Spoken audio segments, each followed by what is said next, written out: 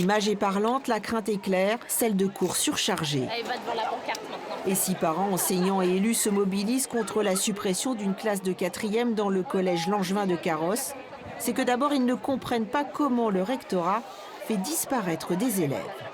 L'inspection académique annonce 175 élèves en 4e l'année prochaine et qu'il y a déjà 181 élèves en classe de 5e cette année, donc ça me paraît difficile. D'autant plus que les élèves du lycée ne sont pas comptés et sont ajoutés saupoudrés dans les classes. Donc on va forcément déborder.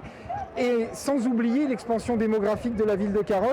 Plus grave que ce différend mathématique, les conséquences. Ainsi, les parents sont très inquiets pour l'avenir d'enfants ayant déjà souffert de la crise sanitaire.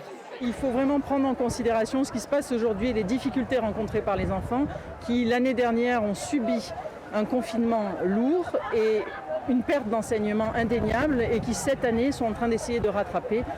Et ils ne pourront pas le faire si les conditions d'enseignement se détériorent.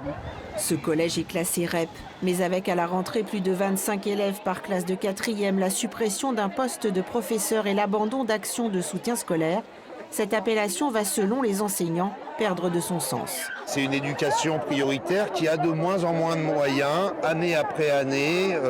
On enlève quelques heures par-ci, un dispositif par-là. Et forcément, c'est une dégradation des conditions de travail pour les enseignants et des conditions d'études pour les élèves. L'inspection académique leur a fait savoir que la suppression de classes serait réexaminée au mois de juin.